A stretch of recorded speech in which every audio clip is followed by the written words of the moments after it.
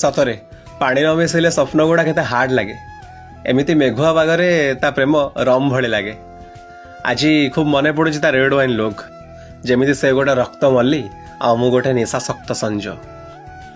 ଆଜି ପୁରୁଣା ବହି ଥାକରୁ ଚିଠିରେ ମିଳିଲା ପରେ ଅନୁଭବିଲି, ଅନେକ ବର୍ଷ ପରେ ବି କେମିତି ଫେରିପାରେ ହାଙ୍ଗଓଭର, ଫେରିପାରେ କ୍ଲାସ୍ ବାହାରର ଅପେକ୍ଷା ଆଉ ନୋଟ୍ସ ମାଗିବାର ବାହାନା।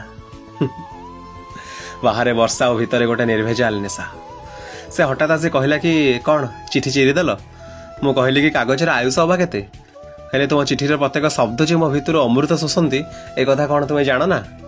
ସେ ଫିକ୍କିନା ହସି ଦିଏ ଆଉ ଚାଲିଯାଏ, ଯେମିତି ଚାଲିଯାଇଛି ସେ ହଷ୍ଟେଲ ଲାଇଫ୍, ସେ ଗଳି, ସେ ଅପେକ୍ଷା, ସେ ବାଲକୋନି, ସବୁ କିଛି। ମୁଁ ଝରକା ଖୋଲିଲି।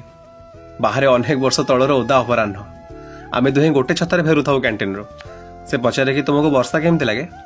ମୁଁ କହିଲି କି ବର୍ଷାରେ ତୁମେ ଭଲ ଲାଗ।